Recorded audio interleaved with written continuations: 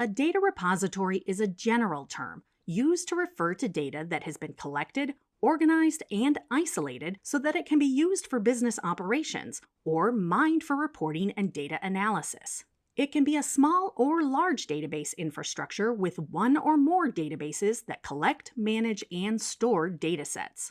In this video, we will provide an overview of the different types of repositories your data might reside in, such as databases, data warehouses, and big data stores, and examine them in greater detail in further videos. Let's begin with databases.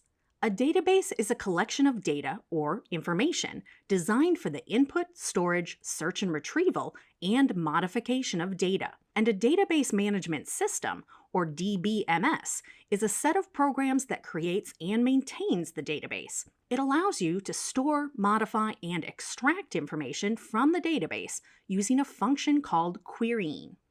For example, if you want to find customers who have been inactive for 6 months or more, using the querying function, the database management system will retrieve data of all customers from the database that have been inactive for 6 months or more. Even though a database and DBMS mean different things, the terms are often used interchangeably. There are different types of databases. Several factors influence the choice of database, such as the data type and structure, querying mechanisms, latency requirements, transaction speeds, and intended use of the data.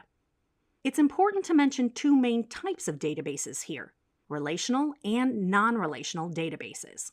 Relational databases, also referred to as RDBMSs, build on the organizational principles of flat files, with data organized into a tabular format with rows and columns following a well-defined structure and schema. However, unlike flat files, RDBMSs are optimized for data operations and querying involving many tables and much larger data volumes.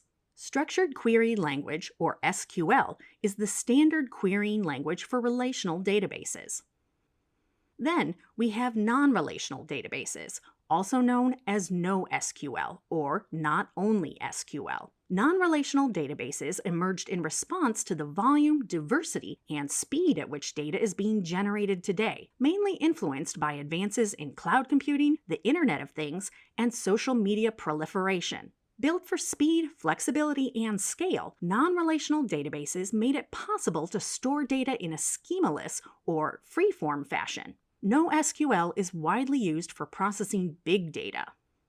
A data warehouse works as a central repository that merges information coming from disparate sources and consolidates it through the extract, transform, and load process, also known as the ETL process, into one comprehensive database for analytics and business intelligence. At a very high level, the ETL process helps you to extract data from the different data sources, transform the data into a clean and usable state, and load the data into the enterprise's data repository. Related to data warehouses are the concepts of data marts and data lakes, which we will cover later.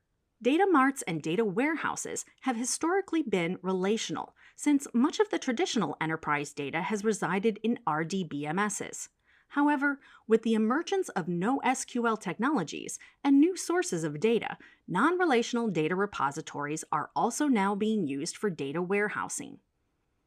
Another category of data repositories are big data stores that include distributed computational and storage infrastructure to store, scale, and process very large data sets. Overall, data repositories help to isolate data and make reporting and analytics more efficient and credible while also serving as a data archive.